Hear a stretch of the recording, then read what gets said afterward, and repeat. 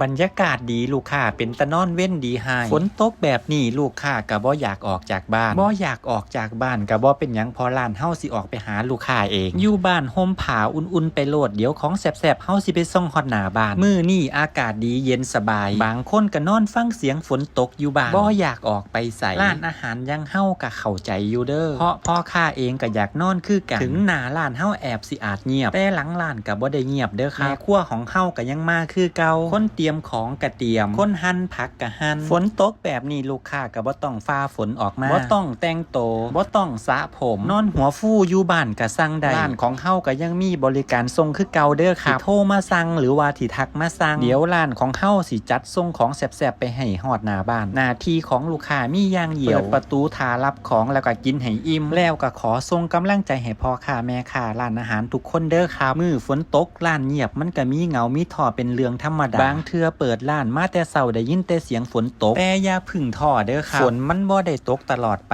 ดอกครับและร้านมันก็บ่ได้เงียบตลอดไปคือกันมื้อใดลูกค้าหน่อยเฮาก็เตรียมของให้ดีรักษาคุณภาพรักษารสชาติบริการลูกค้าให้ดีที่สุดขายได้หลายก็ขอบคุณขายได้น้อยก็ยังขอบคุณอย่างน้อยๆมื้อนี้เฮาก็ยังได้เปิดร้านได้เฮ็ดของแซ่บๆให้ลูกค้าได้กินแล้วมื้ออื่นเฮาก็สู่กันใหม่เด้อครับ